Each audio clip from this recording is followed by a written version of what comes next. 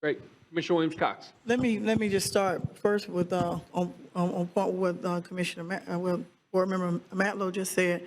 The changes are changes to the good, because it would not be a good investment to have invested this kind of money into a structure that could not withstand or withhold.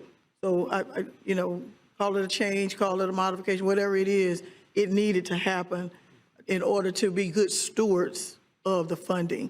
So I'm happy with that. I want to say too, thank you for being creative in how to bring in minority and women-owned businesses to be a part of what's going on. And many times companies don't do that because they're wanting to hurry up and get it done. But you all slowed it down. You kind of like done not just SOMO, but slow-mo, and made sure that you were meeting your goals. And I will share this for full disclosure. I invited board to make a presentation to some community folks, including Florida A&M, some other community people, bankers and other folks, to just give an update on what was going on over there. Because, we saw stuff coming down and what have you.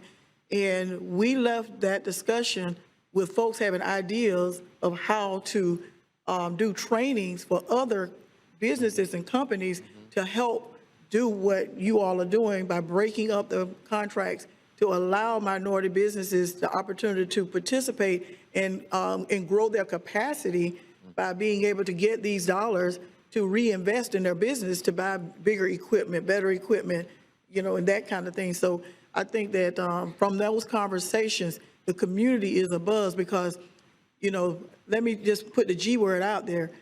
Gentrification is what's on a lot of people's mind, but the way you're doing it, you're involving the community has say, you're using people from the community and businesses from the community so that everyone benefits and everyone can be fed from it.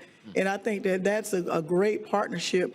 And I love the inclusion of our young people from the universities being a part of this, because that's how we retain talent.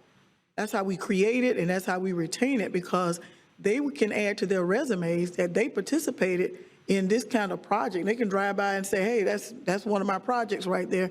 And that might help them get their next job for the next project here in Tallahassee. So I'm really, and I love the look and feel of what you're doing here. I especially love the ice cream, because I love ice cream. There's gonna be an ice cream shop there, so that's a plus. But I really want to applaud the effort. And I've heard from some of the people who are interested in having their businesses relocated there. So I'm looking forward to seeing how you continue to go and grow. Meanwhile, there are others that are doing some similar things, and we're not exactly sure what all is happening there, other than what we see sometime on social media. And I want to use this opportunity to encourage folks, even though you're using your own money, you're using our community to do it.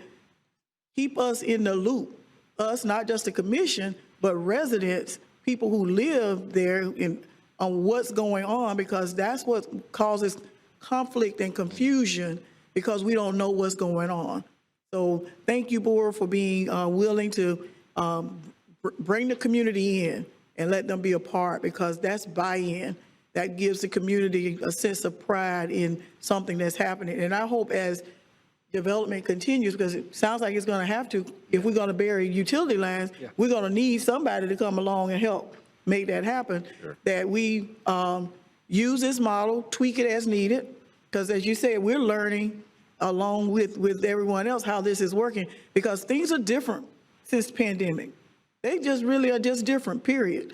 And so we're having to rethink and evolve in how we do these things, and being stuck on the fact that the agreement was to use existing buildings is not going to fly, because once you go in there and you find out that existing building it can't sustain what you're trying to do to it, and that's just pouring money in a hole. And so thank you for being creative and being community-minded to help try to bring something to our community that we can all be proud of. And you're right off of hopefully the Renee Amphitheater, people can just sashay on around and get some ice cream and coffee or what have you. We're looking forward to that. Thank you so much, and including the arts. I see Kathleen in the back. for COCA. I know, and I had a conversation with someone this morning who is doing some performing arts space in the area. I think this is a win-win for our community. We just got to stay woke and stay involved and make sure we get our questions answered. And thank you for doing all those things. Thank you very much.